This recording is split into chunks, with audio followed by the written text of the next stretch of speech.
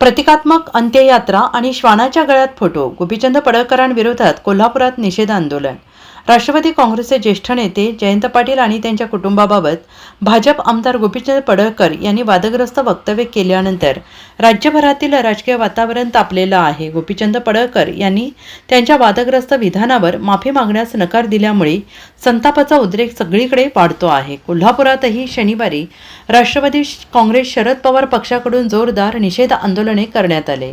पडळकरांविरोधात कोल्हापुरातील ऐतिहासिक दसरा चौकात हे आंदोलन करण्यात आले. यावेळी श्वानाच्या प्रतिमेला गोपीचंद पडळकर यांचा चेहरा जोडलेले पोस्टर हातात धरले होते. पोस्टरला जोडे मारत तिरडीवर ठेवलेली गोपीचंद पडळकर यांची प्रतिमा पायदळी तुडवून प्रतिकात्मक अंत्ययात्रा काढण्याचा प्रयत्न यावेळेस करण्यात आला. आणि विशेष म्हणजे या आंदोलनावेळी एका श्वानाच्या गळ्यात गोपीचंद पडळकर यांची प्रतिमा लटकवण्यात आलेली होती.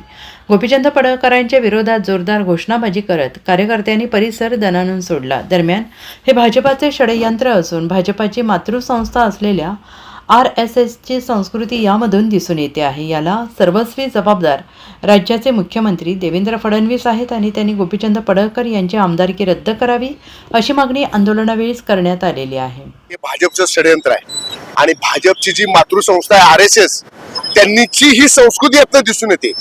ह्याला सर्वस्वी जबाबदार देवेंद्र फडणवीस आहेत. देवेंद्र फडणवीसनी हे जयंत पाटील साहेबांच्या विरुद्ध रचलेलं षडयंत्र आहे आणि याची खरी जबाबदारी देवेंद्र फडणवीसनी घेऊन गोपीचंद पडळकरची आमदारकी रद्द करून त्याच्या विधानभवनातनं हकालपट्टी केली पाहिजे. IPC कलम अंतर्गत त्याच्यावरती गुन्हा दाखल करून त्याला फौजदारीचा गुन्हा दाखल करून त्याच्यावर शिक्षा झाली पाहिजे. आणि हे सर्व भाजपचं आणि RSSचं षडयंत्र आहे. याला सर्वस्वी जबाबदार देवेंद्र फडणवीस या आहेत, कारण त्यांनी पाळलेलं कुत्रा आहे, तिच्या साखळी तुटलेली आहे, त्यामुळे आज बेताल बोलत आहे. काल परवा जी काही घटना झाली त्या घटनेनं कोल्हापूरकरांच्या पहिल्यांदा डोक्यात एकच वाक्य आलं की माझं पायतान कुठं आहे.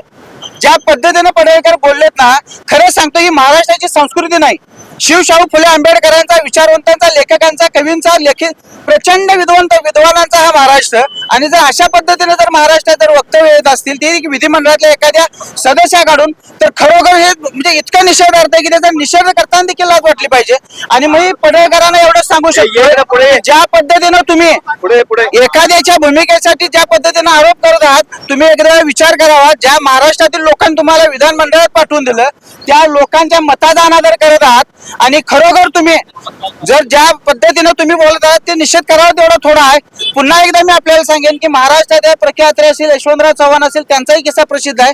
त्याच्याही पेक्षा भाजपच्या अधिवेशनात अटल बिहारी वाजपेयींच्या समोर एक वेळा एका कार्यकर्त्यानं उल्लेख केला की इंदिरा गांधी या शूर्पणखा आहे, तरी अटल बिहारी वाजपेयींनी त्यांचं नाक कापावं.